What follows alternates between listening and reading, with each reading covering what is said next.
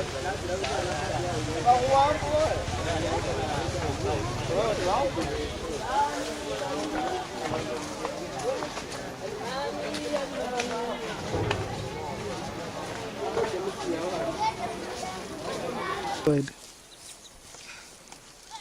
My name is America. I come from Buda district, Uchake sub-county, Marukan village, Marukan parish, in the Kasala village. The problems you are facing. In this way. Just.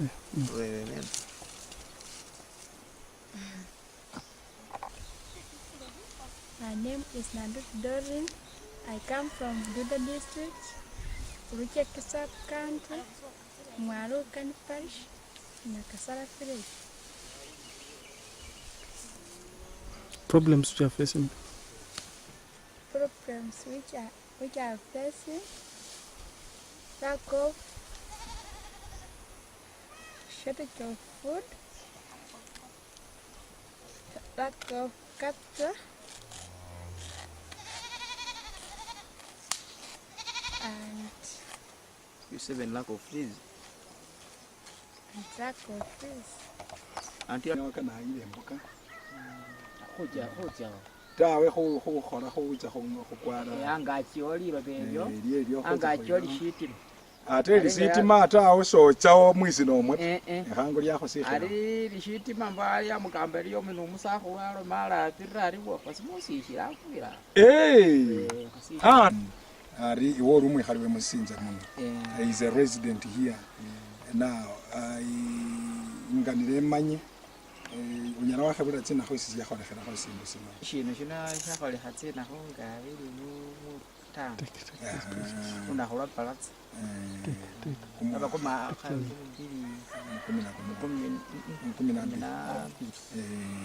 it was on 25th Monday, that is the month of June 2012, that's when, and it was around 2 p.m.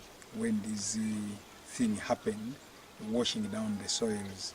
And we waona ni basi naona nenga nabamota hozinzira na family na yaona muere amamba nenga mulirwana libulwa.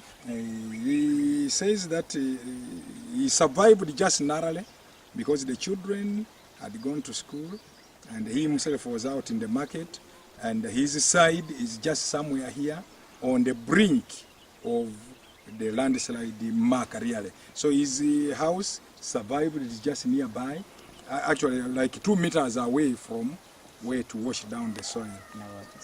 So Ramadan just survived by God's grace. So of course his neighbors and friends died and they are buried down here where we are seeing behind us. Ari buye tusinebo mofunaho nga khwama mu government khwama mu matuli kakandi kakatimirirwa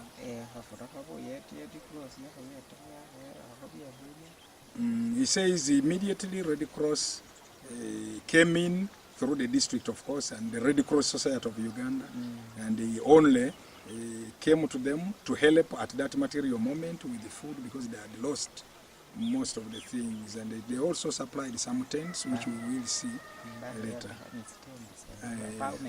And for the meantime, because they were almost, actually homeless, they had to live in tents, and we will see these tents. Maybe how do they survive for living now? Now, ari arunali mukhora murieno ore khoba buyetise busitsata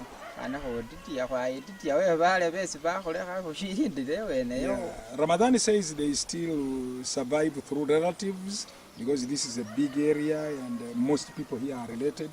So most of them, even the tents were built near the relatives, and so the relatives are still assisting them. And of course they have come back to the landslide site and they have started planting small things like cassava. You can see a bit of matoke. Of course 2 years down the road, they have nowhere to go, they have nothing to do, and that is the best they can do, surviving in the same place where others died. So yeah, how do mutawana sina, what are the problems mutawana sina kyo ubona olinga enyonyo mumwaona kikibatambisha. Yeah, he says the problems they face now, they don't have land. I mean, this place left them landless. Especially where to build again, because they can't build inside here. And then also the normal survival, eating and whatever, just simply eating, living as another human being. Survival is very, very hard for them. And then we also have problems where there is no income. Again, even educating the children becomes a problem. Even when it is free education, but you need to buy books and other requirements for the children to go to school. Yeah. Otherwise, Ramadhani, thank you very much. Thanks.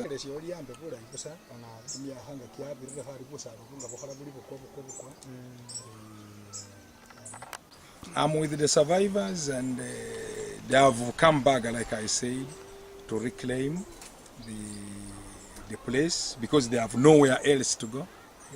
Their land was destroyed. But of course, they still have risks because this soil is quite very, very soft. Now, we needed some binding agent like this Vertiver grass. If we can plant it everywhere here, first they will be able to feed the animals the way you see some behind here, just behind me. They are trying to survive in that way. These banana plants, they have just planted, they have just of recent because they have no way. Although, of course, both of them survived narrowly. Their friends, their neighbors, their relatives died. With them, they survived. Now, the appeal would be that we help them very fast, not only with the grass, but even other issues, maybe their accommodation and, survival. And we teach them skills on how to survive again. But the best way would be if there was a way, government and the NGOs, of getting them out of this place so that they buy land elsewhere. That will need quite big money, and we want to appeal to those who can really help to come up and help these impoverished people. And good that they survived. By God's grace, they did survive. But they need empowerment, they need land, they need to feed, they need to educate the children.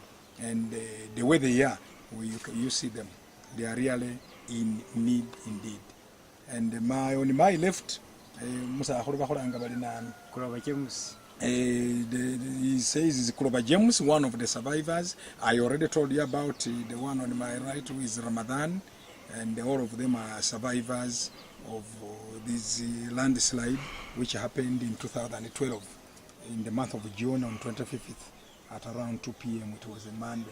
Now, Mr. Ramadani's house was where we are standing, and yet just about 5 meters away, we have where the landslide passed. So you can see how God worked out miracles that he survived and whatever. Although, of course, later on there are those after-month soil rolls. That's why he had to move out very fast. Although he has come back, the soil is not yet firm. It is still moving. You can see the gullies, some little water is still washing it down. Now we need to protect them so that maybe if it binds up, then in the future maybe they can plant. Although they are already starting to plant a few plants like cassava and matoke, whose roots are just only on the top. They cannot bind the soil properly. Otherwise, the appeal is to all those friends of Uganda and friends of Ubududa, if you can run towards these poor people and help them the way you can, whichever little you have, simply we shall be very grateful to help the poor people. Thank you so much. Started in a simple way to again get back to farming, and one way is zero grazing here. Our people are very good in zero grazing. The appeal would be if each of these families was given such a calf within 1 to 2 years. They know they have the skills and have been doing this. Of course, when the landslide came, it killed most of the cows, and so therefore their income. But if they can get each family one, then it is very easy for them to come up and then maybe sell and do some other thing. They know what to do. This is why this structure here is for. the same calf. Right now it is just getting some sunshine, but it is fed in a zero grazing.